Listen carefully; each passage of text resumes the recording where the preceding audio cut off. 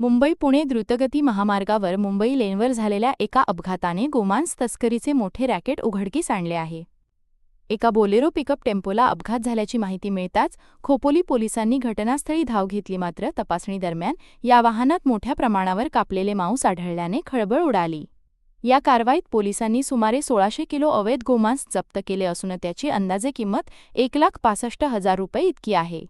या कारवाई दरम्यान पोलिसांनी अपघातग्रस्त टेम्पोच्या सोबत असलेल्या एका क्रेटा कारसह अन्य एका टोयोटा वाहनाचीही तपासणी केली. पोलिसांनी या 2 वाहनांमधील एकूण 4 जणांना जाब विचारत तात्काळ ताब्यात घेतले आहे. दरम्यान टेम्पो चालक घटनास्थळावरून फरार झाला असून पोलीस त्याचा शोध घेत आहेत. फॉरेन्सिक टीमने नमुने सील करून तपासणीसाठी पाठवले आहेत. खोपोली पोलिसांनी या प्रकरणी ताब्यात घेतलेल्या 4ही आरोपींविरुद्ध गुन्हा दाखल केला असूनही तस्करी नक्की कुठून सुरू होती आणि या टोळीचा मुख्य सूत्रधार कोण आहे याचा सखोल तपास पोलीस करत आहेत.